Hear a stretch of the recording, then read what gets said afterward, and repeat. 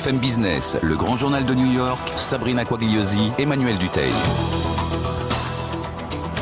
Le grand journal de New York en direct de New York. Oui, nous sommes dans les studios du Nasdaq, voilà exactement, c'est logique. Nous sommes dans les studios du Nasdaq à Times Square. Zoom à présent sur la réussite de deux Français ici aux États-Unis sur le segment de la vente privée en ligne. Nous avons avec nous tout d'abord Guillaume Gautreau, vous êtes le cofondateur et PDG, CEO de Totsi.com, et Christophe Garnier, cofondateur et président de Totsi.com. Alors merci d'être avec nous. Merci à vous, bonjour. Tout d'abord, Totsi.com, ça a été fondé en 2009. Ça reprend le concept de venteprivée.com, un site qui est très connu en France, avec quand même une différence puisque vous vous concentrez sur le segment du parenting, la famille. Alors ça comprend les enfants notamment de 0 à 7 ans. Et les mamans, c'est quelque chose qui n'existait pas ici aux États-Unis avant ? En fait, le site de vente privée de français a démarré il y a 7 ans et la vente privée est arrivée seulement il y a 3 ans aux États-Unis. Et quand on a regardé le marché avec Christophe, on s'est dit c'est un très gros marché et on va se concentrer sur un vertical. Donc on a pris le segment du parent, de la maman, des enfants, parce que le marché est tellement grand que ce que fait vente privée, qui fait déjà 1 milliard en France, c'était beaucoup trop gros aux États-Unis. Donc on s'est focusé là-dessus. Et ça représente quoi ici aux États-Unis par an justement ce marché du parenting ? Un peu plus de 60 milliards de dollars de chiffre d'affaires. Ça, c'est le chiffre d'affaires retail de tous les produits qu'on vend. Ouais. Donc, on peut dire qu'il y a à peu près 15-20% qui est en ligne. Donc, on va dire 10-15 milliards en ligne. Donc, en fait, le potentiel est très important sur le marché américain. Mais comment on explique que les États-Unis étaient à ce point-là en retard sur ce marché de la vente privée ? En fait, c'est assez atypique parce que habituellement les États-Unis sont toujours en avance sur les concepts de e-commerce. Il y a quelques exceptions, à savoir toute la téléphonie mobile qui a été beaucoup plus en avance en Asie et en Europe avant d'arriver aux États-Unis avec les sonneries, ce genre de choses. Il y a encore moyennement arrivé quand on voit la qualité du réseau. Exactement. Et la vente privée, c'est un petit peu pareil. C'est un concept qui a été inventé par deux Français, les fondateurs de vente privée, et qui est arrivé beaucoup plus tard aux États-Unis. Et il n'y a pas véritablement d'explication pour ça. C'est juste une idée qui est arrivée là-bas et qui est arrivée ici après.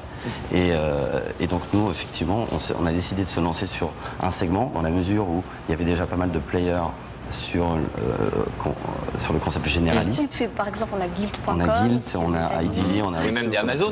Exactement, qui se lancent d'ailleurs dans la vente privée en faisant des acquisitions à droite à gauche, surtout en Europe en ce moment. Et donc effectivement la partie segment s'est lancée beaucoup plus tard, à savoir il y a 1 an et demi. On est aujourd'hui deux sites sur ce segment. Oui, il y a quoi? Il y a Zulily.com, c'est ça? Effectivement, il y a Zulily, notre concurrent principal. Et c'est quoi la différence entre les deux? Il y a une différence ou pas? C'est vraiment la même chose? C'est exactement la même chose? L'élément principal de Totsi, et c'est ce qu'on a essayé de faire depuis le début, c'est d'avoir une offre beaucoup plus large en termes de produits. Donc aujourd'hui, une maman, c'est avant tout une femme. Donc on a aussi une offre qui la target, elle en premier. Donc on va avoir des produits de cosmétiques, on va avoir des produits pour elle pour s'habiller, et on va avoir des produits pour la famille en général. Donc par exemple, si on va vendre des bicyclettes pour les enfants, on va aussi le vendre pour les parents. Donc on va essayer d'être le plus large possible, donc d'avoir un inventaire de produits beaucoup plus famille que juste bébé-enfant. Et nos concurrents ont tendance à être un peu plus focus sur bébé-enfant. On essaie d'être vraiment une destination pour toute la famille. Alors ça veut dire quoi en termes de membres? C'est plus le profil, c'est quoi? C'est une maman ou alors finalement c'est tout? Vous en avez combien? Vous en avez combien? Oui, déjà, c'est important. En termes de marketing, c'est plus ou moins la même chose en fait. Le fait de diversifier le panel de produits nous donne un éventail un petit peu plus large dans la mesure où la recherche faite par les mamans sur Internet dans leur session de shopping va nous donner un éventail plus large et une activité plus large en termes de sessions. Mais sinon, la target est la même. D'accord, oui. Bon, bah écoutez, alors, comment ça... Vous avez combien? Voilà, justement, vous n'avez pas répondu à notre question. Vous avez combien de membres? Alors ça, on ne peut pas vous dire. Ah, vous n'avez pas le droit, on va dire plusieurs centaines de milliers. Ce qui ne veut pas dire grand-chose. Parce que oui, effectivement, ça pourrait être 200 000 ou 800 000, mais on ne peut pas vous dire aujourd'hui, parce que nos investisseurs, un petit peu regardant quant aux chiffres qu'on peut divulguer. On va vous laisser réfléchir pendant la pause et on va voir si on arrive à avoir quelques informations juste après. Vous êtes toujours sur BFM Business, c'est le grand journal, ici en direct de New York.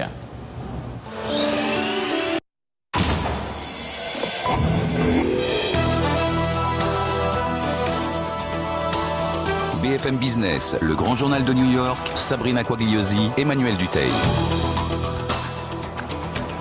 Le Grand Journal, on continue avec nos deux invités, fondateurs de Totsi.com, un site de vente sur Internet qui se focalise sur le parenting. Alors, on va continuer avec les 5 millions de dollars que vous avez levés récemment. Vous en avez fait quoi? Vous en faites quoi? Vos restaurants. Christophe Garnier, le vice-président de Totsi.com. On focus principalement sur le marketing, de manière à pouvoir grossir la base de membres, qui nous permet donc de pouvoir croître le revenu de la société. C'est 60% de nos dépenses aujourd'hui.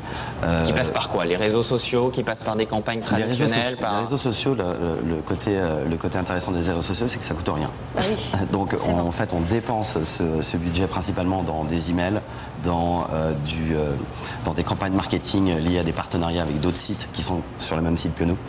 Et sur tout ce qui est Google, Yahoo, Bing, tout ce qui est search en fait. Et vous allez chercher comment vos marques, les marques que vous avez sur votre site, ça se passe comment en fait? Vous allez parler, frapper à la porte des grandes marques et récupérer tout ce qui n'a pas été vendu au début en fait c'était un peu comme ça, c'est-à-dire que la première fois qu'on a lancé le site, les gens ne connaissaient pas très bien la vente privée aux États-Unis et donc on s'est présenté, on est Totsi, les gens ne savent pas trop de quoi on parle, ils connaissent pas la vente privée en France et on a dû expliquer ce dont on avait besoin et aujourd'hui les marques nous donnent essentiellement leur overstock mais aussi leurs nouveaux produits. En fait, l'avantage d'un site comme le nôtre, comme Totsi, c'est d'avoir des centaines de milliers de mamans. Et quand on va voir les marques, on leur dit on va envoyer un email à plusieurs centaines de milliers de mamans présentant votre marque. Les marques sont intéressées à vous donner des produits. Donc en fait, on source tous les produits sur le territoire américain. Les produits doivent être présents ici puisqu'on les expédie juste à côté de New York. Et on va les chercher donc, sur toutes les marques du territoire. C'est un avantage d'être à New York, Guillaume Gautreau? La plupart des marques aujourd'hui, 80% du retail aux États-Unis, même dans les marques de fashion, sont positionnées sur New York. Vous avez quelques marques en Californie, sur la côte ouest, mais la plupart, on va dire, du retail aux États-Unis se passe à New York, en effet. Et Christophe Garnier, comment on convainc justement quand on est des petits Français, qu'on n'est pas du tout connus, pour lever 5 millions de dollars sur une activité naissante aux États-Unis? Quel était l'argument qui a fait... D'abord, c'est un processus en plusieurs étapes. D'abord, on essaie de trouver de l'argent auprès d'investisseurs angels qui sont prêts à prendre des gros risques sur des produits naissants, en mettant des petites sommes, des sommes de 50 000 à 100 000 dollars, de manière à avoir assez de capital pour lancer le site et avoir un run rate d'1 an. Et après avoir prouvé le concept, après avoir généré une certaine base de données, montré quel était le potentiel de revenus, les marges, etc., c'est là que les fonds d'investissement commencent à s'intéresser à votre société et effectivement à donner des montants avoisinant les 5, 7, 8 millions de dollars. Là, quelle est la progression de vos clients? Comment ça rentre? Parce que vous ne vouliez pas nous dire si vous étiez rentable, donc on ne le saura toujours pas. Mais est-ce qu'au moins les clients arrivent de façon progressive? Oui, la croissance est forte. Le patron de Totsi. Oui, la croissance, on va dire, elle est de 30 à 100% tous les mois. Donc on peut doubler notre chiffre d'affaires certains mois sans aucun problème. Donc, et c'est suffisant comme progression par rapport à vos ambitions? C'est suffisant. Parce que quand on part de zéro, c'est facile de doubler tous les mois. Oui, alors là, ça fait 18 mois, Totsi, donc c'est vrai qu'on commence à avoir des chiffres d'affaires qui sont intéressants. C'est suffisant et j'allais dire, et c'est nécessaire, puisque dans la vie d'une start-up comme la nôtre, comme a dit Christophe, le funding vient en plusieurs phases. Et il faut absolument continuer la croissance en permanence. On ne peut pas se permettre de s'arrêter au bout d'1 an et demi. Donc en effet, c'est suffisant et nécessaire. Et quels sont les projets? Si vous en avez, les projets, Christophe Garnier. Alors, les projets aujourd'hui, c'est clairement de grossir la base de données. Ouais. Ça, c'est vraiment l'essentiel. C'est l'essence de notre business. Également, c'est de pouvoir commencer à avoir une perspective sur les marchés sur lesquels on n'a pas encore véritablement une grosse présence. Donc, ça veut dire quoi ici aux États-Unis, les marchés sur lesquels vous n'avez pas une grosse présence? Ça veut dire en termes d'acquisition et en termes de consommateurs, les papas, les grands-parents et les autres membres de la famille qui représentent un potentiel monstrueux et qu'on n'a toujours pas touché. Donc on va développer de nouvelles features de manière à pouvoir aller après cette nouvelle catégorie de consommateurs. Eh bien, vous viendrez nous en parler, vous viendrez nous raconter cette aventure. On était avec Guillaume Gautreau, le patron de Totsi, et avec Christophe Garnier, le cofondateur également de Totsi. Merci beaucoup d'être venu, vous aussi, ce soir, dans ce grand journal, ici en direct de New York. Vous restez avec nous, vous êtes sur BFM Business.